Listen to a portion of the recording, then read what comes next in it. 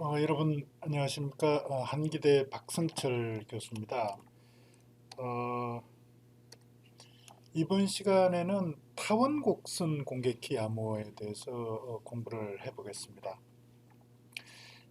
공개키 암호 이렇게 이야기를 하면은 주로 그동안 이제 많이 써왔던 공개키 암호가 가장 유명한 게 이제 RSA 공개키 암호고요. 주로 이렇게 디지털 서명할 때 RSA 공개키 암호를 사용을 해왔고, 그 다음에 공개키 암호를 응용하는 주요 응용 부분이 이제 그 대칭키 암호에서 사용할 그 키를 교환하기 위한 그런 어떤 응용으로 많이 썼는데, 대칭키를 교환하기 위한 그런 공개키 암호 알고리즘을 DP-헬먼 알고리즘이다, 이렇게 해서 DH 알고리즘이다 이렇게 이야기를 합니다. 그러니까 DH 알고리즘하고 RSA를 주로 이렇게 많이 써왔는데, 최근 들어와서는 이 타원 곡선 암호를 많이 씁니다. 일랩틱 커브 크립토그래피라고 그래서 ECC라고 보통 약자를 부르는데, ECC 암호를 디지털 서명에도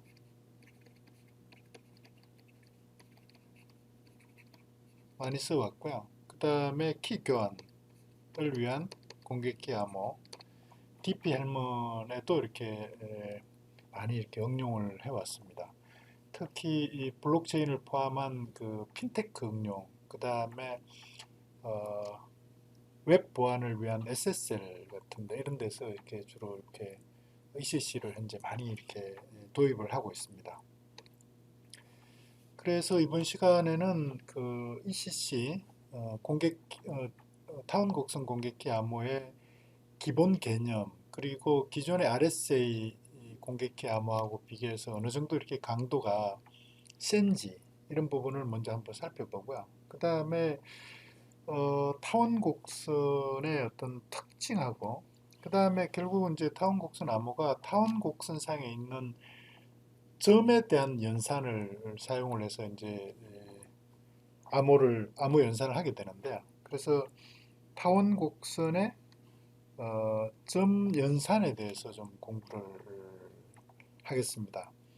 그리고 이 타원 곡선의 점 연산 덧셈하고 점에 대한 덧셈과 점에 대한 곱셈 연산을 이해를 하면은 타운 곡선 암호의 공개키를 만들고 개인키를 만들고, 그 다음에 어, 타운 곡선의 개인키와 공개키를 사용해서 디지털 서명을 생성하고, 그 다음에 DP-헬먼 알고리즘에서 키 교환하는데 개인키와 공개키를 어떻게 응용하는가, 이런 것들은 쉽게 이해를 할 수가 있습니다. 그래서 이 타운 곡선의 특징, 그 다음에 타운 곡선의 타운 곡선 점에 대한 연산을 이렇게 잘 이해하는 게 타운 곡선 암호 ECC의 가장 핵심이다, 이렇게 설명을 드릴 수가 있습니다. 타운 곡선 암호는 결국은 이렇게 타운 곡선의 이산대수 문제, 어, ECDLP라고 보통 이렇게 이야기를 하는데, ECDLP, Elliptic Curve Discrete Logarithm Problem, 이렇게 이제 표현을 하는데, 이 타원 곡선 이산대수 문제의 어려움을 이렇게 활용한다, 이렇게 보시면 됩니다. 어, 간단하게 이렇게 요약해서 설명을 드리면은, 타원 곡선상에 어떤 알려진 점 P를 여러 번 더해서 새로운 점을 이렇게 계산하는 그런 어떤 계산하는데 몇 번을 더할 건가, 그런 어떤 횟수 더하는 점에 더하는 횟수를 나타내는 그런 값, 물론 이제 상당히 큰 값인데요. 이런 값 K를 개인 키로 하고 그 다음에 점 P를 K번 더해서 생성되는 그런 새로운 점에 해당되는 값. 그러니까 결국은 이제 표현은 KP 이렇게 표현하는데, KP. P라는 점을 K번 더했다, 이런 의미를 나타내는데, 점 KP를 공개키로, 공개키로 이렇게 정의를 했을 때, 이 공개키 KP로부터 개인키 K를 알아내는 이런 문제가 공개키가 알려졌을 때, 그때 이제 공개키가 알려졌다는 거는 KP가 알려지는 거죠, 그죠? KP 값이 예를 들어서 뭐 이렇게 KP 값이 뭐 예를 들어서 뭐라고 할까요? 그뭐 KP 값을 뭐라고 이야기를 하면 좋겠습니까? 어떤 뭐 L이다 이렇게 알려졌다는 거죠. 그럴 때 요 K 값을 알아내는 문제, 이런 문제를 타운 곡선 이산대수 문제다 이렇게 이야기를 하거든요. 근데 이게 타운 곡선 이산대수 문제가 계산하는 방법이 쉽게 계산할 수 있는 그런 알고리즘이 거의 알려져 있지를 않아요. 현재까지. 그러니까 그 빨리 계산할 수 있는 방법이 알려져 없고, 단지 알아낼 수 있는 방법은 오로지 전사공개 형태로 모든 경우의 수를 다 한 번씩 이렇게 저기 실행을 해서 그 반복해서 적용을 해보는 그런 방법밖에 없다는 거죠. 그래서 우리가 기존에 이제 RSA에서 공개키로부터 개인키를 보호하는 그런 이제 문제가 소인수 분해의 어려움을 이제 이용을 하고, 그 다음에 RSA 암호에서 또는 DP 헬먼 암호에서 암호문으로부터 평문을 갖다 알아내는 그런 이제 어려움이 결국은 지수 함수에 대한 이산대수 연산의 어려움을 이제 이용을 해서 이렇게 암호 연산을 이제 만드는데요. 근데 그때보다 이런 경우에 소인수 분해나 지수 함수의 이산대수 연산 같은 경우는 빨리 계산할 수 있는 그런 알고리즘들이 일부 이제 상당히 많이 이렇게 알려져 있거든요. 그래서 이제 그런 계산 기법들의 도움을 받을 수 있는 반면에 타운 곡선 이산 대수 문제는 빠른 계산 기법의 도움을 받을 수 있는 이런 것들이 거의 알려져 있지 않다는 거죠. 그러니까 오로지 반복해서 한 번씩 이렇게 대입해서 모든 경우의 수를 다 대입해서 확인하는 수밖에 없다. 그래서 같은 크기의 어떤 키를 사용할 때 훨씬 많은 수의 연산을 수행해야지 어, 개인기를 알아낼 수 있다. 이런 문제가 된다는 거죠. 그래서 보안 강도를 비교를 하면은 이렇게 이제 RSA의 키의 크기하고 거기에 대응되는 동일한 수준의 어떤 보안을 유지하기 위해서 ECC 타운 곡선 암호에서는 키가 몇 비트가 필요한가를 비교해 보면은 RSA에서 키 크기가 1024비트일 때 타운 곡선 암호에서는 160비트 정도면은 보안 강도가 같아진다 이런 거죠. 그래서 예를 들어서 2048비트를 RSA 키 크기로 이렇게 사용을 할 때 ECC는 동일한 보안 강도를 제공하려면 224비트 정도의 키만 써도 동일한 보안 강도를 갖다 이렇게 유지를 할 수 있다. 그런 거죠. 키 사이즈가 적다는 것은 그만큼 나중에 이렇게 보시면 아시겠지만 계산하는데 훨씬 더 빨리 계산할 수 있기 때문에 다른 어떤 계산이 필요한 이런 경우에는 이제 RSA에 비해서 ECC를 쓰면 훨씬 더 효율적인 그런 서비스가 가능해진다.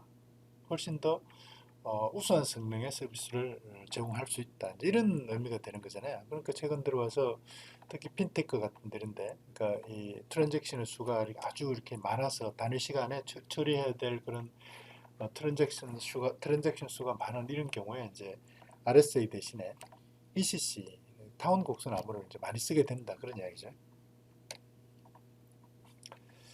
그래서 ECC는 원래 이제 이 공개키 암호를 주로 이렇게 응용하는 분야가 사실 원래 이제 디지털 서명하는 분야하고 그 다음에 대칭키를 교환하기 위한 그런 분야에 주로 쓰거든요. 마찬가지로 이 타운 곡선 암호도 디지털 서명에 많이 활용이 되고 있고 지금 그 다음에 대칭키를 생성하기 위한 대칭키를 교환하기 위한 그런 응용에 많이 이렇게 사용을 하고 있습니다. 아마 블록체인을 공부를 좀 이렇게 해보신 분들은 블록체인에서 사용하는 어, 블록체인이 이제 디지털 서명을 이렇게 많이 쓰게 되는데요. 그때 사용하는 공개키 암호가 ECC 암호, 그 타운 곡선 암호, RSA 공개키 암호 대신에 타운 곡선 암호를 사용을 하고 있고요.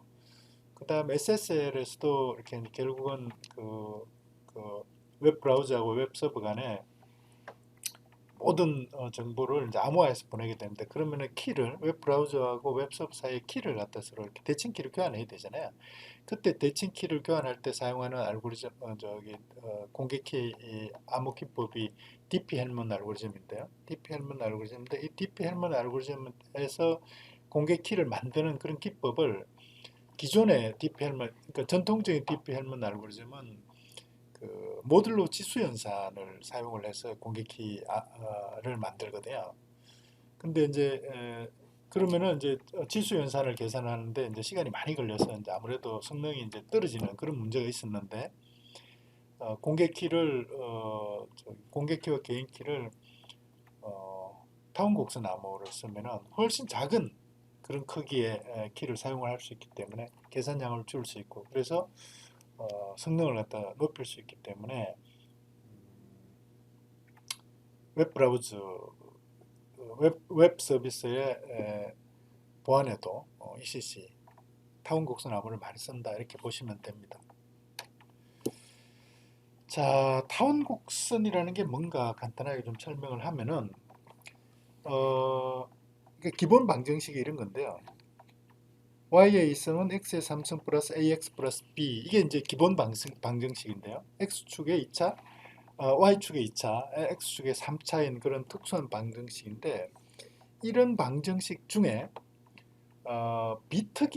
비특이 타운 곡선이다, 이렇게 이제 우리말로 이렇게 번역을 하는데, non singular elliptic curve를 이렇게 사용을 하게 됩니다. 그러니까 이 비특이 타운 곡선이 되려면은 여기 있는 개수 a와 b의 관계가 4a의 3승 플러스 27b의 제곱이, 그 결과가 반드시 0이 되면은 안 돼. 0이 아니면은, 0이 아닌 이런 관계가 만족이 되면은, 이런 관계에 만족되는 그런 타운 곡선을 비특이 타운 곡선이다, 난싱귤라 타운 곡선이다, 이렇게 표현하거든요. 근데 왜 비특이 타운 곡선을 쓰냐면은, 그러니까 이 비특이 타운 곡선은 이러한 행태에 뾰족한 그런 첨점이 이렇게 존재를 하지 않고요. 첨점이 존재를 하지 않고, 그 다음에 이런 행태에 교차점이 존재를 하지 않는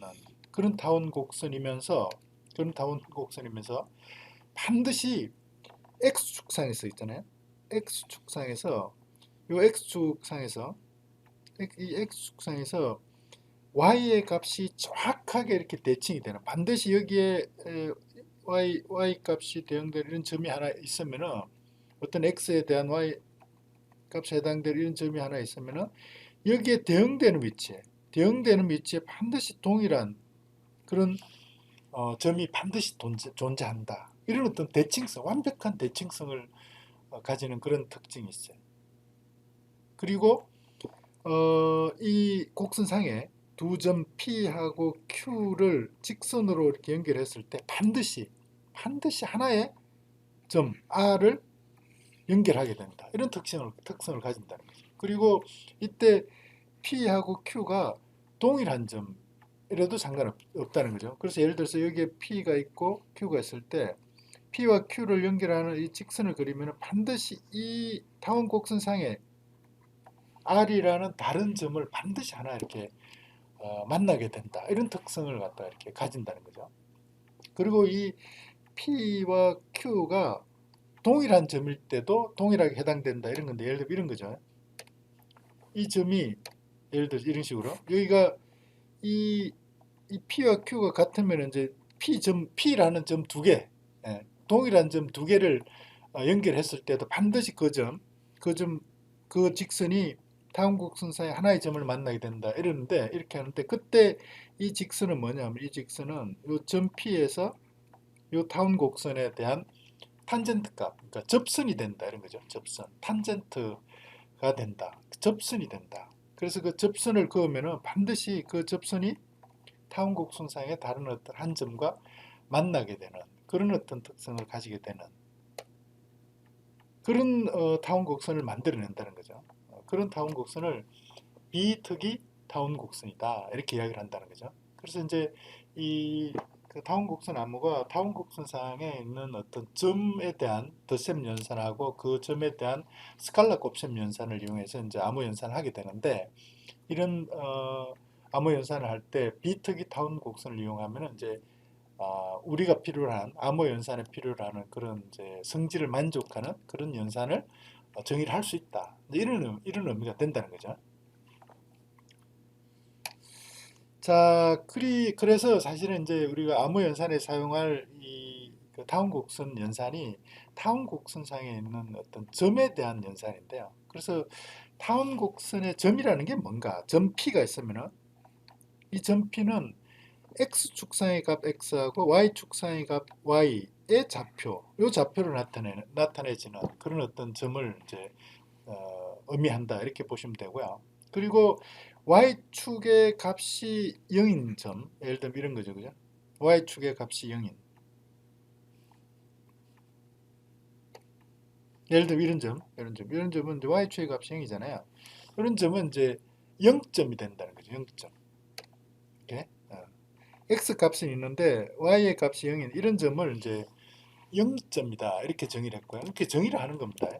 그리고 점 P에 대한 마이너스 점, 마이너스 값, 점 P에 대한 마이너스 값은 마이너스 P는 점 P에 대한 마이너스 P를 어떻게 정의했냐면은 X축의 값은 같고 Y축의 값이 대칭인, Y축의 값이 이렇게 마이너스 값인 이런 점을 점 P에 대한 마이너스 P로 이렇게 정의를 했는데, 이 비특이 타운 곡선에서는 반드시 점 P가 있으면 P에 대한 마이너스 P가 반드시 존재한다는 거죠. 왜냐하면 X축상에서 완벽하게 이렇게 대칭을 갖다 이루고 있거든요.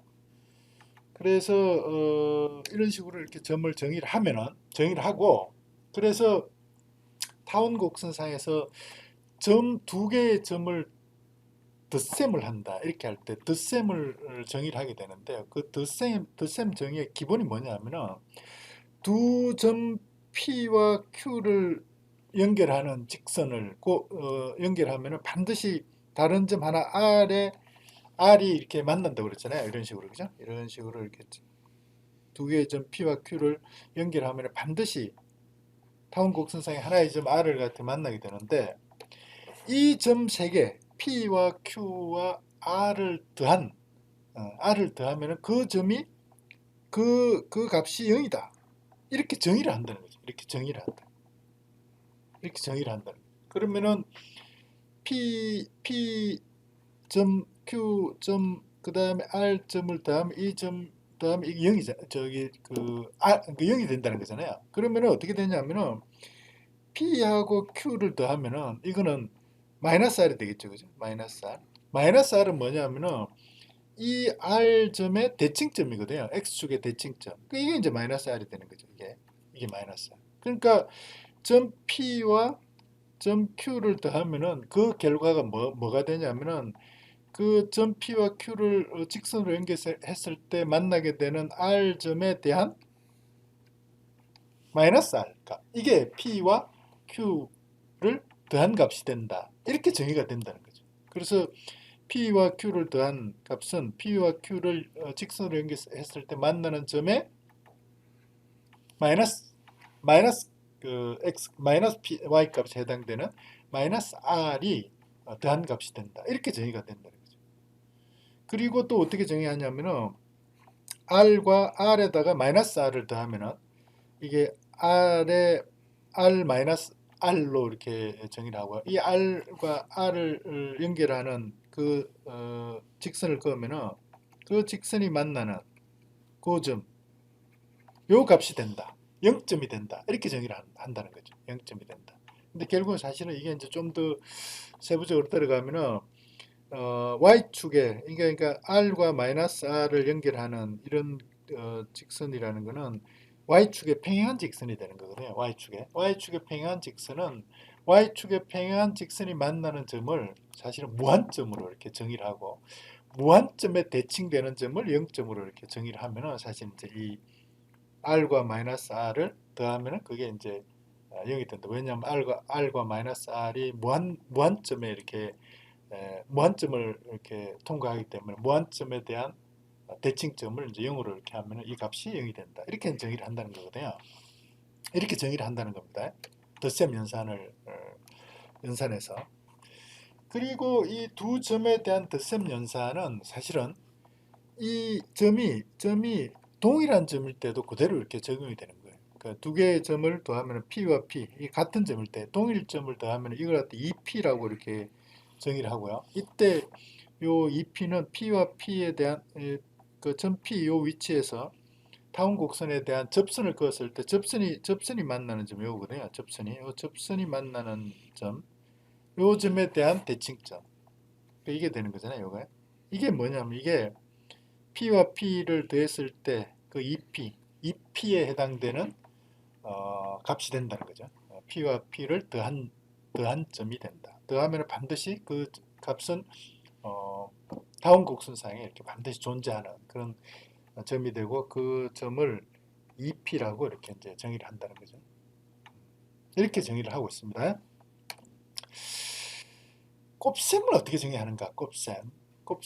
두 점을 곱한다 이런 개념하고는 조금 달라요. 여기서 이렇게 다운 곡선상에서 점에 대한 곱셈은 사실 스칼라 곱인데요. 스칼라 멀티플리케이션 하는 건데 동일 점에 대한 덧셈이 예를 들어서 뭐 P라는 점을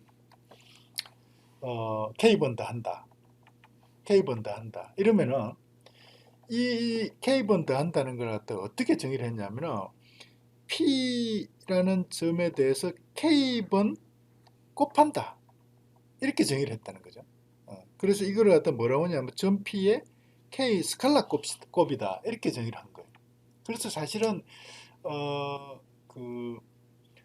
그러니까 예를 들면은 8G 이러면은 G라는 점을 8번 이렇게 더하는 거고 이게 뭐냐면은 점 G를 8번 8 스칼라 곱을 한다. 이렇게 정의를 한다는 거죠. 그래서 타원 곡선상에서 점 곱셈은 점과 점을 곱하는 이런 연산이 아니고요. 점에 대한 상수값을 곱하는 그런 스칼라 곱을 나타내고 그 스칼라 값 곱하는 상수값은 뭐냐면은 그 점을 더하는 횟수로 이렇게 정의를 하는 거죠. 그래서 타원 곡선의 점 곱셈은 그 점에 대한 스칼라 곱이다. 이렇게 이해를 하셔야 됩니다. 스칼라 곱. 점 두 개를 곱한다. 이런 개념이 아니고요. 그렇게 정의를 하고 있습니다. 그래서 점에 대한 어떤 덧셈 연산, 점에 대한 곱셈 연산은 점에 대한 스칼라 곱셈으로 이렇게 이제 타원 곡선에서 정의를 하는 거죠. 이렇게 하면은 우리가 이제 암호 연산에서 우리가 공부를 했던 결합법칙, 교환법칙, 분배법칙 이런 어떤 기본 법칙들이 연산의 기본 법칙들이요. 점에 대한 덧셈 연산에서도 적용이 되고 그 다음에 점에 대한 스칼라 곱셈 연산에도 적용이 되고 그 다음에 점 스칼라 곱셈과 점 덧셈 연산의 분배 법칙도 이렇게 적용이 된다. 이런 것들이 이제 그런 성질들이 만족을 한다는 거죠. 증명은 여기서 이제 하진 않겠지만 그런 것들이 다 이렇게 비특이 타운 곡선상에서 그런 법칙들 점 덧셈 연산과 점의 스칼라 곱셈 연산에 대한 이런 기본 어떤 법칙들이 연산 법칙들이 적용이 다 만족하는 그런 성질을 갖다 이렇게 보장을 한다는 거고요. 그리고 마찬가지로 덧셈에 대한 항등은 0, 덧셈의 P에 대한 덧셈 요건 마이너스 P 존재하고요. 곱셈에 대한 항등은 1 존재하고 곱셈에 대한 여건도 특수한 그런 어떤 환경에서는 반드시 존재를 하도록 그렇게 정의를 할 수 있는데 이렇게 특수한 경우에 정의하는 이런 경우에 이제 나중에 우리 보겠지만은 비특이 타운 곡선을 정의할 때 모듈로 값은 어떤 아주 큰 소수값이라고요.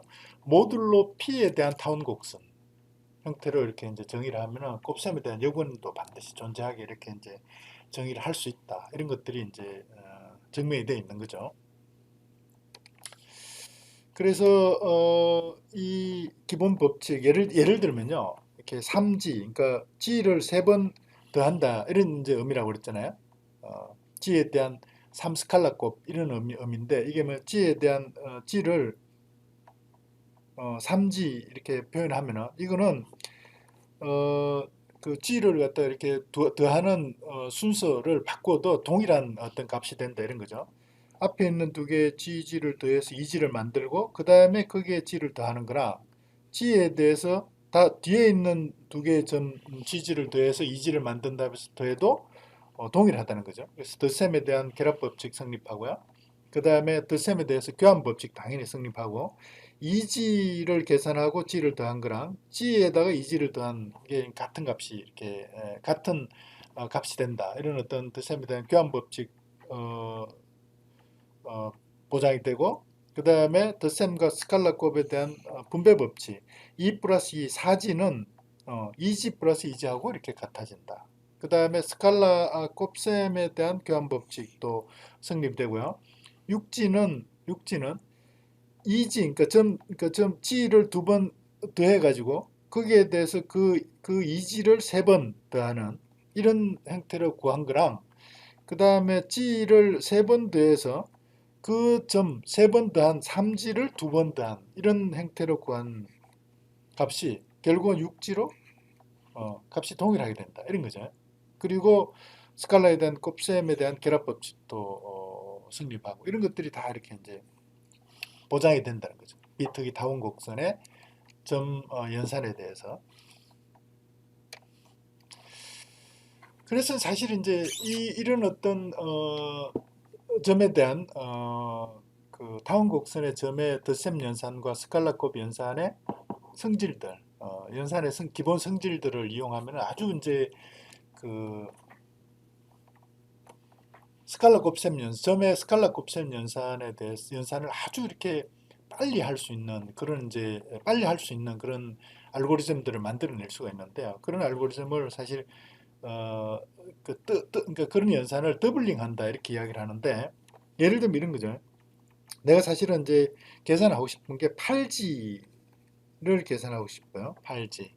그러니까 G를 8번 더하는 그런 이제 G에 대한 8 스칼라 곱의 값을 갖다 이제 계산하고 싶은 거라고요. 그러면은 우리가 이제 어떻게 이걸 기본적으로 계산해야 되냐면 G를 8번을 더해야 되는 거죠. 그죠? G를 8번 더해야지. 그러니까 G 더하기 G 더하기 G 더하기 G 더하기 G 더하기 G 더하기 G 더하기 G 이렇게 하는 거잖아요. 그죠? 그러면은 덧셈 연산이 한 번, 두 번, 세 번, 네 번, 다섯 번, 여섯 번, 일곱 번의 덧셈 연산이 이제 필요해진다 이런 거죠. 실제로 이렇게 되는데 앞에 있는 그런 어떤 기본 법칙들을 이용하면은 예를 들어서 그 g 더하기 g이면은 2g잖아요. 2g면은 그 2g는 반드시 타원 곡선상에 있는 점이 되잖아요. 그러면은 이게 4g를 계산하는데 g를 세 번 더 할 필요가 없고 일단 2g를 계산해 가지고 2g하고 2g 왜냐면 이게 분배 법칙이 성립하기 때문에 2g하고 2g를 더하면은 이게 이제 4g가 된다는 거죠. 그러면은 g 더하기 g를 한번 계산하고 이 2g를 더하는 연산을 한번 하면 되기 때문에 두 번만 하면 되는 거잖아요. 그죠? 그리고 이제 예를 들어 8g를 계산하면 8g는 4g 더하기 4g잖아요. 그러면은 예를 들어서 2g를 계산하는데 연산 한 번 하고 4g를 계산하는 연산 한 번 하고 그다음 8g를 계산하는 연산 한 번 하고 이렇게 일곱 번의 연산이 필요한 게 아니고 사실은 이게 8g를 계산하면 세 번만 덧셈 연산을 하면 된다 이런 이야기죠. 2g를 계산하고 2g를 또 이렇게 2g 더하기 2g 하고 4g를 계산하고 4g를 4g 더하기 4g에서 8g 이렇게 이제 만들면 되니까 그죠? 그래서 이 그 어떤 g에 대한 스칼라 곱을 계산하는 이 연산이요. 예를 들어서 2의 n번을 갖다 이렇게 g에 대해서 2의 n번을 곱하는 그런 어떤 스칼라 곱 연산을 갖다 계산한다. 이렇게 보면은 실제 연산하는 횟수는 이런 식으로 이렇게 하는 걸 갖다 g에 대해서 더블링한다. 어떤 점에 대해서 더블링한다. 점에 대해서 배가 연산을 한다. 이렇게 이야기를 하는데요. 배가 연산. 점에 대해서 두 배로 만드는 그런 배가 연산을 한다. 더블링 연산을 한다. 이런 이야기를 하는데 더블링 연산을 이용하면은 이 그러니까 2의 2의 n승 g에 대해서 2의 n승을 스칼라 곱을 하면은 사실 정상적으로 더하기를 하면은 이게 연산이 몇 번이 필요하냐면 2의 n승 마이너스 1회의 덧셈 연산이 필요한데 실제로는 이 더블링 연산을 이용을 하면은 얼마만큼 필요하면은 로그 2의 n승만큼만 필요해진다 이런 이야기죠. 이게 뭐냐면 n번만 하면 된다. n번만 하면 된다 이런 이야기 된다. 그러니까 어떤 점 g에 대한 스칼라 곱의 연산, 그때 스칼라 곱의 값이 아주 커질 때 연산 횟수를 이 배가 연산을 이용하면 엄청나게 이렇게 빨리 이렇게 계산을 할 수 있게 된다 이런 의미가 되는 거라고요. 그래서 이제 아주 이렇게 다운 곡선상에서 이렇게 점을 더하는, 그러니까 점을 여러 번 더하는, 그건 이제 스칼라 곱이라고 그랬잖아요. 스칼라 곱 연산을 빨리 할 수 있는, 그런 이제 빠른 덧셈 연산이 사실은 가능해지는데, 이때 빠른 덧셈 연산을 하는 이제 알고리즘이 앞에서 이야기했던 그런 배가 하는 더블링 하는 연산과 그 다음에 더블링해서 나온 점들을 이렇게 더하는, 그렇게 해서 더블 앤 애드, 배가와 덧셈 알고리즘이다 이렇게 이제 표현을 하는데요. 더블 앤 애드 알고리즘이다. 더블 애드 알고리즘이다 이렇게 이제 표현을 하는데, 의미는 이런 겁니다. 예를 들어서 내가 이 스칼라 곱을 하는데, 그 스칼라 곱을 하는 스칼라 값이 예를 들어서 n 비트의 이진수를 스칼라 곱의 값으로 이렇게 사용하겠다 이렇게 보자고요. 그러면은 n 비트 값의 최대값이 n 비트 값으로 표현할 수 있는 최대값을 kmax라고 하면은, 이 최대값은 여러분들 뭐 잘 아시겠지만 n 비트니까 2의 n-1승 플러스 2의 n-2승 플러스 쭉 가서 1까지, 2의 0승까지 1, 1이잖아요. 2 0승 1을 더함, 이 값이 사실은 n비트가 가질 수 있는 최대값이 되는 거잖아요. 그래서 그걸 kmax라고 하면은, 이 kmax를 스칼라 값으로 해서 g에 대한 스칼라 곱을 계산하면은 이렇게 되는 거죠. 2의 n승 플러스 2의 n-2승, 2의 n-1승 플러스 2의 n-2승 플러스 1에 대한 g를 곱하는 거고, 이거는 분배 법칙이 성립하기 때문에, 앞에서 우리가 이렇게 설명한 대로 분배 법칙이 성립하기 때문에 이렇게 표현할 수 있겠죠. 그죠? 2의 n-1승의 g, 2의 n-2승의 g, 이런 것들을 다 더하는 거죠. 그죠? 이런 것들을 다 더하는 거죠. 근데 이런 것들이 결국 있잖아요. 이런 것들이 결국은 배가 연산을 통해서 만들어지는 하나의 점이거든요. 이런 것들이 전부 다 배가 연산을 통해서 만들어지는 점이고, 이거는 이제 원래 우리가 이렇게 타원 곡선상에서 하나 선택한 하나의 점이 되는 거고요. 그러니까 예를 들어 보시죠. 그러면은 2의 n-1승 곱하기 g에 해당되는 요런 점을 만들어내려고 그러면은 g에 대한 배가 연산을 n-1번 하면 된다고. 그렇잖아요. n-1번의 어떤 g에 대한 배가 연산을 하면은 2의 n-1승 곱하기 g에 해당되는 점을 만들어낼 수 있다 이런 거고요. 2의 n-1승 2의 n-1승 곱하기 g의 점을 만드는 동안에 이런 점들, 그 밑에 있는 차수에 해당되는 점들이 이미 다 만들어지는 거죠. 그죠? 다 만들어지는 거잖아요. 그래서 2의 n-1승 1승 g에 대해서 2의 n-1승을 곱하는 그런 스칼라 연산을 계산하기 위한 배가 연산을 n-1번 하고, n-1번에서 만들어지는 이런 점들, 이 점들이 n개잖아요. 요거는 근데 사실은 이제 뭐 원래 이제 우리가 선택한 점이고, 이런 n개를 더해주면 되거든요. 그러니까 배가 연산을 n-1번 하고, 그 다음에 n개의 점을 더하는 연산, 그 n개의 점을 더하는 연산이 n-1번을 더하는 거잖아요. 그래서 결국은 이 kmax g, 그러니까 이 g에 대해서 kmax 값, n 비트 값으로 표현할 수 있는 최대값을 스칼라 곱을 하는 그런 연산을 하는데 필요한 횟수가 결국은 뭐가 되냐면은 n-1회에 대한 2배, n-1의 2배만 연산을 하면은 이 kmax 곱하기 g, 이 스칼라 곱 연산을 계산을 해낼 수 있다 이런 거죠.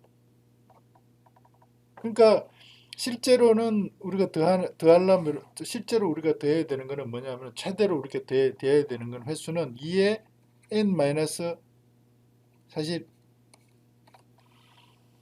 1승 2의 n승 마이너스 1회만큼 연산을 사실 해야 되는데요. 이 배가 연산을 이용하면은 2 곱하기 n 마이너스 1회만큼만 하면은 스칼라 곱의 연산을 갖다 만들어낼 수 있다는 거죠. 최대값, 이것도 최대값이죠, 최대값. 그래서 더블 앤 애드, 더블 애드 알고리즘을 쓰면은 스칼라 곱 연산, 어떤 타운 곡선의 점에 대한 스칼라 곱 연산을 이제 아주 빨리 계산할 수 있다, 이런 걸 알 수 있고요. 그래서 예를 들면은 k가 스칼라 곱에 해당되는 이 k 값이 256비트면은 이 256비트 k가 256비트였던 값, 아주 큰 값이죠. 256비트니까 거기에 어떤 점 G를 스칼라 곱을 하는 그런 연산을 하는데 필요한 최대 횟수가 사실 계산해 보면은 어떻게 되냐면은 256 빼기 1 하니까 255잖아. 255의 2배. 510회만 점 덧셈 연산을 하면은 점덧셈 연산을 하면은 KG를 256비트 게이 값, 그게 뭐가 되든 반드시 510회만 하면은 계산을 다 해낼 수 있다, 이렇게 된다는 거죠. 그러니까 510회 점 덧셈 연산을 하는 거는 뭐 아주 이렇게 간단한 연산이잖아요. 그래서 결론적으로 보면은 이 비터기 타운 곡선에서 있잖아요. 알려진 저 G에 대해서 K 값이 아무리 크더라도 KG는 쉽게 계산할 수 있다, 이런 걸 이제 알 수가 있다는 거죠. 근데 이 이산대수 연산 문제는 완전 다른 거예요. 이렇게 예를 들어서 타운 곡선의 이산대수 문제는 사실 앞에 설명을 제가 잠깐 했지만은 G에 대해서 X의 스칼라 곱을 해서 나온 그 결과가 K라고 그러면은 이때 K하고 G가 주어질 때 이 X 값,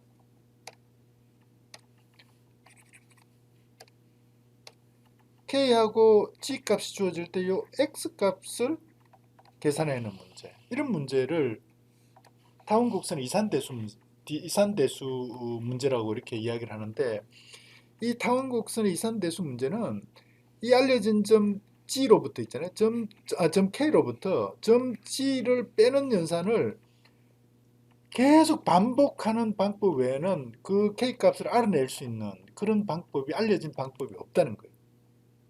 그래서 빨리 계산을 할 수는 없고 계속 반복해서 K로부터 G를 계속 빼가지고 그 K 값을 몇 번을 빼야지 K 값을 갖다 이렇게 K를 계산하기 위해서 몇 번을 빼야 되는지는 계속 반복해서 빼는 연산을 갖다 해봐야지만 K를 갖다 알아낼 수 있다, 이렇게 되는 거죠. 그래서 우리 그 전통적인 그런 지수 연산의 이산대수 문제에서는 이제 그걸 빨리 계산할 수 있는 이런 방법들이 지금 많이 알려져 있기 때문에 그런 전통적인 그런 이산대수 그런 문제에 비해서 다음 곡선 이산대수가 훨씬 더 어려운 문제다, 이런 이야기죠. 그래서 이때 x 값이 이렇게 커지면은 이 x 값이 우리가 선택한 어떤 x 값이 이렇게 아주 커졌을 때 이 x 값을 모르는 사람이 그 x 값을 알아내는 그런 문제는 무지무지하게 이렇게 어려운 문제가 된다, 이런 이야기입니다.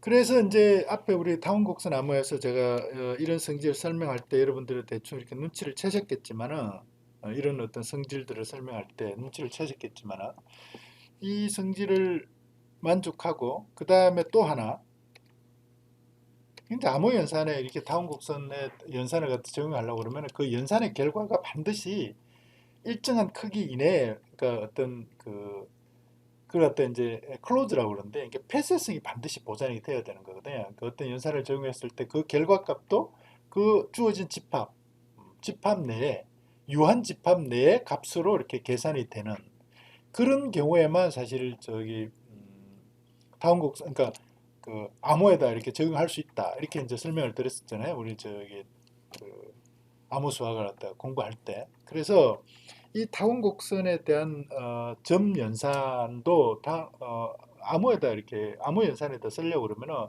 연산의 점 연산, 크칼라급 연산을 한 결과가 유한하게 이렇게 정의되는 파이나이트 집합에 이렇게 이제 하나의 원소로 이렇게 그 결과가 이렇게 계산이 돼야 되는 거거든요. 그래서 타운 곡선 암호, 그러니까 타운 곡선을 암호를 이렇게 쓰려고 그러면은 그냥 일반적인 그런 비트기 타운 곡선을 쓸 수는 없고요.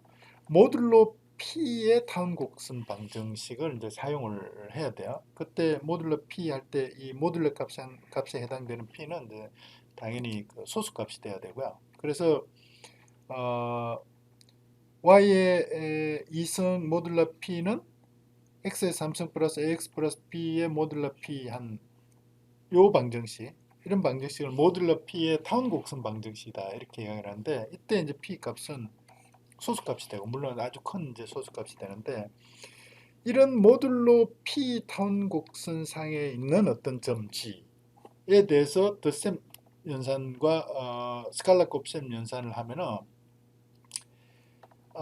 갈로아 필드를 만들어낼 수 있다 이런 거죠. 갈로아 필드를 만들어낼 수 있다. 갈로아 필드 EN을 만들어낼 수 있다. 갈로아 필드 EN에 대해서는 제가 앞에 강의했던 아모스와 2를 이렇게 좀 공부를 하시면은 금방 잘 이해를 할 수 있을 걸로 이렇게 보고요. 그렇게 되면은 모듈러 P 타운 곡선상의 어떤 점에 대한 덧셈과 스칼라급 연산에 대해서는 유한성도 반드시 보장이 되고요. 유한성, 파이나이트니스죠. 유한성도 보장이 되고, 그 다음에 그 연산의 한 결과도 그 집합 내의 어떤 원소로 이렇게 계산이 되고, 그 다음에 결합법칙, 교환법칙, 분산법칙, 그 다음에 항등원, 역원 이런 것들이 다 만족하는 그런 갈루아 필드 EN 집합을 만들어내게 된다 이런 거죠. 이런 것들을 이용해서 이제 그 타운 곡선 암호에서 암호 연산을 갖다 이렇게 이제 점에 대한 덧셈과 점에 대한 스칼라급 연산으로 이렇게 암호 연산을 갖다 수행한다 이런 거죠. 그렇게 정의를 했을 때, 그래서 이제 이 타운 곡선 암호에 대한 표준들도 사실은 버전이 몇 가지가 있는데요. 그 중에 이제 우리가 많이 알려졌다는 거는 이 SECP 256K1이라는 이런 표준을 사실은 이제 많이 썼는데요. 이 표준이 유명해지게 된 게, 이 표준을 그 비트코인에서 사실은 이제 그 표준을 채택하면서부터 이제 상당히 이제 일반인들한테는 상당히 많이 알려졌는데요. 이때 이제 그 P값, 이게 이제 소수값인데 P값을 이렇게 정의를 하고 있고, 이 표준에서는. 그 다음에 A와 B 개수의 값은 A는 0, B는 7 이렇게 정의한 그런 모듈로 P 타운 곡선을 썼고요. 이때 개인 키는 임의로 우리가 선택하는 그런 어떤 정수값이 되고요. 그리고 이 정수값을 선택하고 나면 이건 이제 개인 키죠. 비밀리에 이렇게 유지되는 개인 키인데, 공개 키는 뭐냐? 공개 키는 타운 곡선상에 있는 그 점을 갖다 G라고 하면은 그 G에 대한 K 스칼라곱, 이게 뭐냐면 이게 공개 키 K가 된다. 공개 키 K. 간단하지, 그죠? 그러니까 어떤 스칼라곱, 어떤 점 다운 곡선, 그러니까 모듈러 P 다운 곡선상에 있는 점 G에 대한 스칼라곱의 값에 해당되는 그 K 값이 개인 키가 되는 거고요. 그 개인 키에 해당되는 K의 스칼라곱, G에 대한 스칼라곱, 그 결과가 공개 키가 된다는 거죠. 이 결과는 사실 K라는 점이 되는 건데요. 점이 되는 건데, 그 점이 이제 공개 키가 된다. 이게 이제 공개가 된다. 이게 이제 공개가 된다. 공개가 되는 건데, 이게 공개가 되더라도 이 K가 그 KG 이게 공개가 되더라도 K 값은 절대로 알아낼 수 없다는 거죠. 이게 이제 KG에 대한 이산 대수를 구하는 문제인데요. 이제 KG는 K 이렇게 했을 때 이 K 값을 구하는 문제가 있어요. 이게 이제 타운 곡선 이산대수 문제라고 그랬잖아요. 타운 곡선 이산대수 문제의 어려움 때문에 이 K 값이 알려지더라도 그 스몰 K, 개인기에 해당되는 K는 도저히 알아낼 수 없다. 이런 이제 성질을 이용한다는 거죠. 그래서 KG를 오픈해도 아무런 문제가 없다는 거죠. 그때 이제 우리 이 표준에서는 SECP 256K1 표준에서 사용하는 G는 이 값인데, 이거 아주 이제 큰 값이고, 이건 이제 점에 해당되는 거니까 이런 256비트짜리 값이 두 개가 G가 되는 거고요. 이 G에 대해서 어, K 스칼라 곱수를 해서 나오는 그 점이 이제 그 점의 값, 그 점의 값이 공개 키로 이렇게 이제 사용이 된다. 이렇게 보시면 되죠.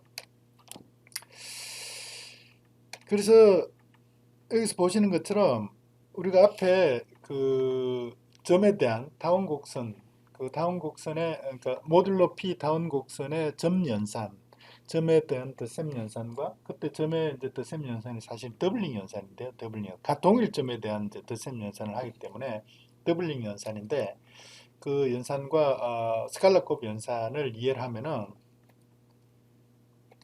이 공개 키를 만들고 개인 키를 만들고 이런 거는 뭐 아주 이렇게 간단한 그런 이제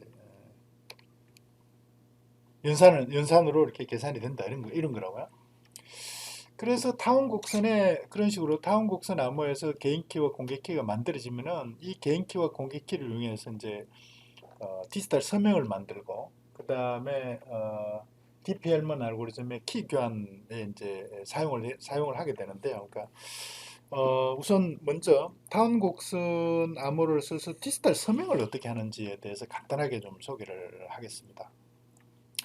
자, 여기서 우리가 앞에서 본 것처럼 스몰 k를 개인 키로 일단 정의를 하고요.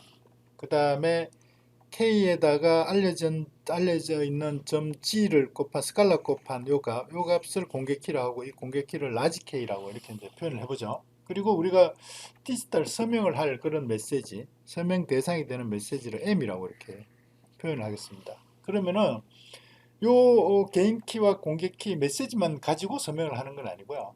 또 다른 비밀리에 유지할 수 있는 그런 큰 숫자 R을 하나를 더 선택을 해. 좀 더 이렇게 연산을 어렵게 만들기 위해서 이 다운곡선 암호 디지털 서명에서는 개인 키와 공개 키 외에 개인 키에 해당되는 R 값을 또 이렇게 아주 큰 R 값을 하나를 더 이렇게 비밀 키로 이렇게 하나 선택을 해요. 선택을 하고 그 다음에 어떤 값을 계산하냐면 이 메시지 M과 그 비밀리에 선택한 G에 대해서 비밀리에 선택한 R 값을 스칼라 곱을 한 RG 요 RG M과 RG를 더한 요 값에 대해서 해시값을 구해. 해시값을 구하고 그 해시값에다가 KG의 스칼라 곱을 해. KG의 스칼라 곱을 한다는 거는 KG가 공개 키니까 그죠? 공개 키에 해당되는 그런 스칼라 곱을 한다. 이렇게 보시면 되잖아요. 그죠? 이 스칼라 곱을 해. 그리고 여기다가 RG를 더하는 거죠. RG. G에 대한 R 스칼라 곱을 한 이 값을 더한 이런 연산을 수행을 해. 이런 연산을 수행하면은 이 연산의 결과는 앞에서 설명한 분배 법칙 때문에 분배 법칙에 의해서 해시의 MRG의 K를 개인키 K를 스칼라 곱을 한 여기에다가 R을 더한 요 값을 G에 대해서 스칼라 곱을 한 그 결과하고 이제 같아지는 거죠. 같아집니다. 이럴 때 RG에 해당되는 값을 라지 R로 이렇게 정의를 하고요. 그 다음에 요 값인데, 이 값이 이제 해시의 M 플러스 RG 한 값에다 K를 곱하고 여기다 R을 더한 값이잖아요. 요거를 스몰 s라고 이렇게 표현을 하고요. 그 다음에 KG는 라지 K, 공개 키 값이니까 공개 키 값을 K로 이렇게 표현했을 때, 이렇게 표현하면은 요,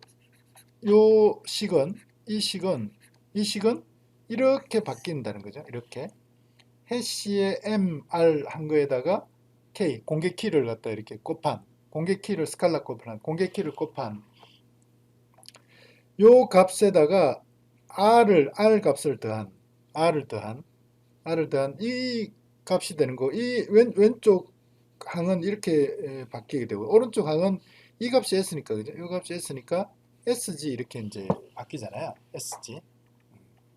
이럴 때 메시지 M의 서명은 뭐냐면, 이 메시지 M의 서명을 어떻게 정의를 했냐면은, 이 R, 여기에 요 R 값, 요 R 값하고 요 S 값, 요 S 값 두 개를, R하고 S 값 두 개를 메시지 M에 대한 서명으로 정의를 한다. 서명으로 정의를 했다는 것은 메시지 M에다가 R 값과 S 값을 더해서 송신자가 수신자한테 보내준다, 이런 이야기죠, 그죠?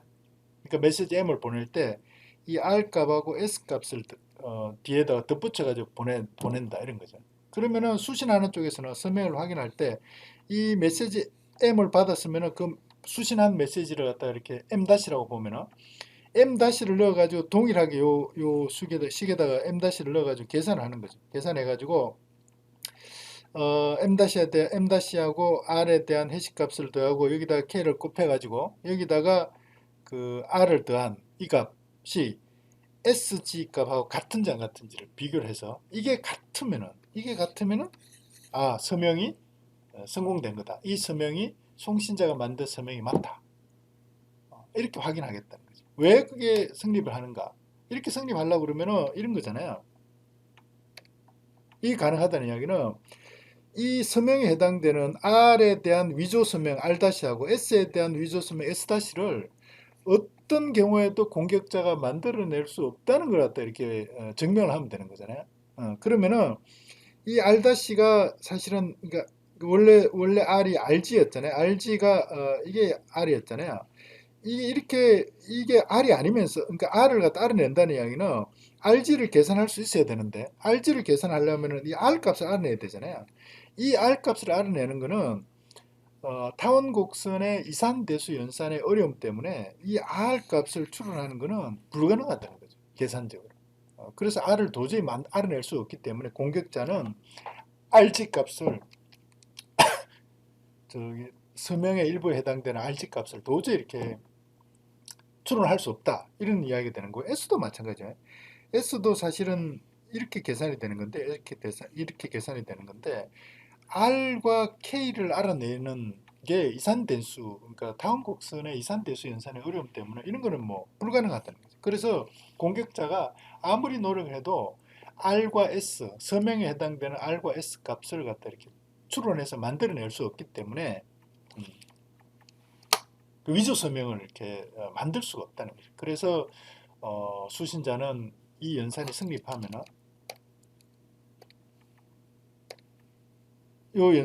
이 연산이 성립을 하면은 송신자가 R과 S를 직접 만든 게 맞구나, 이렇게 인정을 해서 그걸 서명으로 이렇게 확인하게 된다, 이런 이야기인데, 그리고 서명을 공개를 하더라도 있잖아요. 서명을 공개를 하도 개인 키를 절대로 보호할 수 없는 문제도, 앞에서 이제 설명한 걸로 보면은 이 K 값이 이런 형태의 수식으로 이렇게 이제 찾게 되는데요. 그때 여기에 있는 이 R 값이잖아요. 이 R 값을 도저히 이렇게 공격자는 추론해낼 수 없기 때문에 이 K 값을 만들어낼 수 없다. 그래서 서명이 공개되더라도 개인 키는 절대로 안전하게 보장이 된다, 이런 게 이제 보장이 된다는 거죠. 그 대신 이 서명을 계산하고 서명을 확인하고 이럴 때 사용하는 키, K와 R, 이런 것들이 선택할 때 R이나 K의 비트의 수, 그러니까 크기가 RSA 알고리즘에서 이렇게 개인 키나 공개 키로 이렇게 개인 키의 크기보다 훨씬 작은 키를 쓸 수 있기 때문에 계산이 훨씬 간단해서 서명이나 서명 확인을 아주 빨리, 빠른 계산을 할 수 있다, 이런 이제 장점이 있기 때문에 RSA 이 서명 대신에 공개키 암호 서명을 이제 많이 사용한다, 이렇게 이해를 하시면 되고요. 그 다음에 또 하나 우리 공개키 암호를 많이 쓰는 데가 이제 그 DP-헬먼 알고리즘을 써서 키를 이제 교환할 때, 대칭키 암호에 사용할 그 키를 교환할 때 많이 쓰는데, DP-헬먼 전통적인 DP-헬먼 알고리즘이 어떻게 동작하는가는 제가 앞에서 이렇게 강의했던 것 중에 공개키 암호 동영상을 이렇게 보시면은 잘 이렇게 이해를 할 수 있고요. 그때 DP-헬먼 알고리즘이 공개키를 만들어서 서로 이제 교환해서 그 공개키를 가지고 자기가 알고 있는 개인키를 더해가지고 이제 개인키를 사용해서 세션키, 대칭키에서 사용할 그런 세션키를 계산하는데 그때 개인키는 뭘로 만드냐면은 모듈로 지수 연산을 이용해서 이제 모듈로 지수 연산을 사용해서 공개키를 만들거든요. 그래서 그 공개키를 가지고 이제 키를 갖다 만들어낼 때 지수 연산을 해야 되기 때문에 상당히 이제 연산에 걸리는 시간이 이제 어, 길어지고 그 다음에 또 그 키의 크기가 크기 때문에 더 연산에 걸리는 시간이 이제 길어지는 이런 이제 문제가 있는 거죠. 기존의 전통적인 DP 헬먼 알고리즘을 쓰면은 그래서 DP 헬먼 알고리즘의 공개키를 만드는 방법을 모듈로 지수 연산을 쓰지 않고요. 이 이제 다음 곡선 암호를 쓰겠다 이런 거예요. 다음 곡선 암호를 쓰겠다. 자, 그래서 DP 헬먼 알고리즘에서 사용자 A하고 사용자 B가 서로 이렇게 공개키를 주고받고 그 공개키하고 자신이 가지고 있는 그 개인 키를 계산해 가지고 이렇게 이제 대칭키 암호에 사용할 그런 키를 이제 만들어내는 그런 알고리즘이 DP 헬먼 알고리즘인데요. 이때 사용자 A는 개인키 하나를 만들어. 개인키 하나를 갖다 K 값인데 K 스칼라 곱에 사용할 그 K 값인데 KA라고 봅시다. 그리고 공개키 K 플러스 A를 공개키로 하면 이 공개키는 어떻게 만드냐면 G에 대해서 스칼라 곱 개인키를 곱한 요 값이 공개키가 되는 거죠. 이게 공개키가 되는 거고요. B도 마찬가지예요. B도 자기 개인키 하나를 스칼라 곱에 사용할 개인키 하나를 갖다 이렇게 비밀리 하나를 만들어. 그리고 공개키를 G에 대해서 KB 자기가 선택한 개인키를 스칼라 곱을 해서 이거를 자신의 공개키로 이렇게 이제 사용을 해요. 그러고 나서 DPL문 알고리즘으로 이렇게 이제 공개키를 서로 주고받는 거죠. 그러니까 A하고 B가 있으면은 이렇게 공개키를 서로 주고받는데 어떻게 주고받았냐면은 A는 B한테 어떻게 줬냐면은 KA의 G값 이걸 줬고 B는 A한테 KB의 G값 이렇게 이제 서로 공개키를 교환한다는 거죠.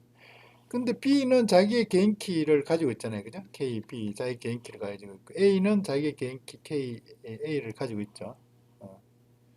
그리고 지금 저기 대칭 키를 이제 계산하는데 A가 그 B로부터 받은 요 공개키를 가지고 자기의 개인 키를 곱해가지고 공개키에다가 자기의 개인 키를 스칼라 곱을 해가지고 이 결과가 뭐냐면은 자기 이게 KAB가 되는 거죠. 대칭키에 사용할 저기 그러니까 대칭키에 사용하는 그 키가 되는 거고요. B도 마찬가지 이렇게 계산해서 이것도 A하고 B하고 사용할 BA 이렇게 되는데요. 결과적으로 이게 어떻게 되냐면 이게 두 개가 같아진다 이러냐. 이게 이제 DP 헬먼 알고리즘입니다. 어떻게 같아지는가? A가 계산한 게 자기가 알고 있는 개인키 K에다가 B로부터 받은 공개키 K 플러스 B를 계산하면 이렇게 계산하는 거잖아요. 이러면은 KB가 요거니까 그죠? KB 곱하기 G 이렇게 되겠죠, 그죠? 그럼 요거는 앞에서 설명한 스칼라 곱 연산의 교환 법칙 또는 결합 법칙이 성립되기 때문에 이렇게 계산할 수 있다는 거예요. 이렇게 교환 법칙이 성립돼 가지고 그죠? 그러면은 요 값은 뭐냐면 이게 KA의 플러스잖아요. KA 플러스. 그러면은 KB에다 K 플러스 하면 이게 뭐냐면 이게 KBA잖아요. 그죠? 그리고 요거는 뭐냐면 이게 K의 AB거든요. 이게 두 개가 같다는 거죠. 이게 KAB하고 KBA가 같아진다. 그래서 이렇게 계산한 거를 대칭키에서 사용한 암호키로 쓰면 둘 다 동일한 그런 암호키를 계산해 낼 수 있다. 이런 거고요. 여기 아무리 공개키를 갖다 알려지더라도 개인키는 앞에서 설명한 그런 타원 곡선 암호의 이산대수 연산의 어려움 때문에 공개키를 아무리 공개를 하더라도 상대방의 개인키는 뭐 절대로 알아낼 수 없는 이제 그런 성질이 보장되는 이런 걸 이용을 하면은 이때 사용하는 공개키의 크기하고 그 다음에 전통적인 DP-헬먼 알고리즘에 사용하는 DP-헬먼 알고리즘에서 모듈러 지수 연산을 통해서 만들어내는 그런 그 키의 크기하고 크기의 그 키의 크기가 완전히 이렇게 어, 다르기 때문에 이 DP 할머 알고리즘에 저기 타운 곡선 암호를 쓸 때 사용하는 그 키의 크기가 훨씬 줄어들기 때문에 계산이 훨씬 간단해진다. 그래서 키 교환할 때 필요한 연산의 수가 확실히 확 줄어들어 가지고 아주 이렇게 높은 성능의 그런 이제 그 서비스가 가능해진다. 이렇게 해서 타운 곡선 DP 헬먼 알고리즘을 최근에 들어와서 이제 많이 쓰고 있죠. 대표적인 응용 분야가 이제 SSL 웹브라우저와 웹서버 사이에 암호할 때 SSL을 쓰게 되는데요. 그때 SSL에서 키를 교환하는 그런 알고리즘으로 어, 타운 곡선 DP 헬먼 알고리즘 ECDH라고 그러는데 ECDH 알고리즘을 이렇게 많이 쓰고 있습니다. 우리가 타운 곡선 연산이 이제 상당히 이렇게 복잡한 수학적인 그런 이제 배경을 가지고 있는 건데 그런 복잡한 수학적인 배경을 잘 모르는 상태에서 개략적으로 제가 이제 타운 곡선에 대한 특징, 타운 곡선의 어떤 점 연산의 특성, 점 연산을 어떻게 수행하는지, 그 다음에 그 모듈러 P 타운 곡선상에서 이제 그 점 연산을 이용을 해서 개인키를 어떻게 만들어내고 공개키를 어떻게 만들어내고 그때 만든 개인키와 공개키를 어, 디지털 서명과 그 다음에 DP 헬먼 알고리즘의 키 교환을 위해서 어떻게 적용하는가 여기까지 제가 설명을 드렸는데 조금 제가 이제 추상화해서 사실 설명을 드린 그런 이제 꼴이 되기 때문에 이해하는데 조금 어려움이 있지 않았나 그런 이제 걱정도 됩니다. 혹시 이제 이해가 조금 잘 안 되면은 반복해서 한번 좀 들어보시면은 이해하는 데 도움이 되지 않을까 그렇게 기대를 합니다. 여러분 수고 많았습니다.